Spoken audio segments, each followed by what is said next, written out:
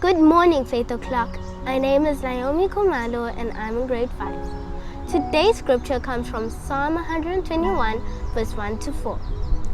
I lift my eyes to the mountain. Where does my help come from?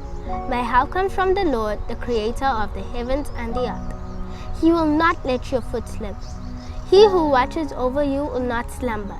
Indeed, he who watches over Israel will neither slumber nor sleep. This scripture is an assurance that God is always available in times of need. Whenever we face difficulties, we should look up to our Creator, for He has the solutions to our lives. I'd love to leave you with the scripture from Psalm 22, verse 26. The poor will eat and be satisfied. Those who seek the Lord and praise Him, may your hearts live forever. I hope this video has inspired you to share this with many others. Thank you for joining me on Faith O'Clock. God bless you.